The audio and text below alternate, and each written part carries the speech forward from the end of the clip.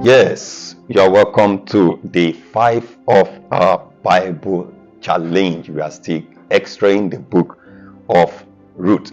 The last time I was here, we're looking at let the Lord direct your ways. Today we are looking at something quite tricky. Every action carries a reaction.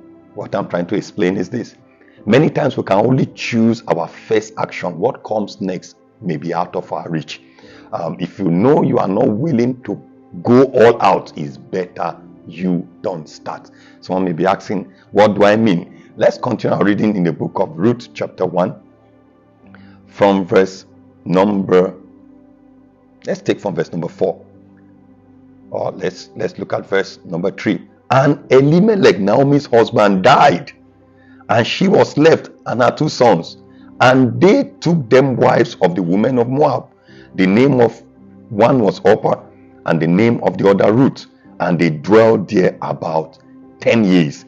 And Mahlon and Chilion died also, both of them. And the woman was left of her 2 sons and her husband. You need to understand that when Elimelech was leaving Israel, Bethlehem, Judah, to be precise, he never bargained that he was going to die in Moab. Neither did Naomi say that as I'm going into Moab, I'm going to lose my husband, lose my 2 sons. That action of leaving was the only one within their reach. So for every action you want to take, I want to tell you that there are some hidden charges you may not be aware of. For example, a lady visiting her boyfriend on Valentine's Day, for example, the only decision she could take would be to visit. What comes next may be out of her reach. Maybe you are invited to an erotic party, you didn't really know what comes out. The only chance you have is not to attend, because if you attend, what comes next may be out of your reach or out of your control. They just decided, let's go to Moab. What happened next was totally out of their control. There are certain relationships that you shouldn't get into it at first, because the only choice you have is to get into it. After that, the chain reaction that follows will really be out of your control. An example comes to mind, the story of Judas when he went to sell our master Jesus. He actually went there maybe to make quick money. When he got there, he sold Jesus, but when he saw how they were brutalizing Jesus, how he was being beaten and almost being crucified, he quickly ran back to say, no, take the money. I don't want that business again. They told him, no, sorry, the money has got into your transaction done. You can't undo what you have done already.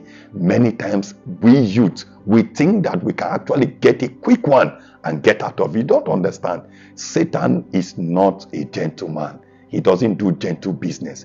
He will shroud the chain reaction away from you, hide it from you, and just give you a glimpse and make it look as if you get it now, it is done. But you don't know that first step might be the only step you can take. What comes next may be things you really didn't bargain for. For today, I want to tell us every action leads to other chain reactions.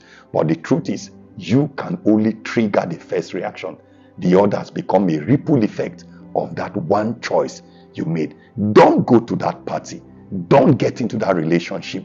Don't start that business with that fraudulent partner of yours that you know is fraudulent. It may just be a trap for that chain reaction to follow. And those chain reactions are certainly out of your control. First, stay with him.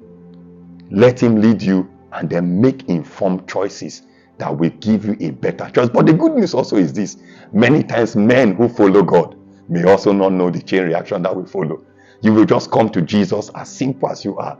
All of a sudden, you now discover there are pleasures in his hands, there is peace in his hands, and many other reactions to follow.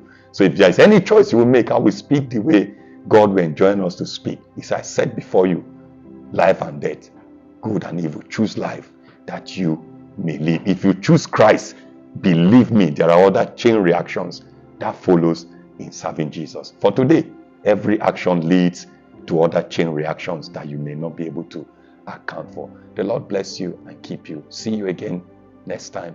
Shalom.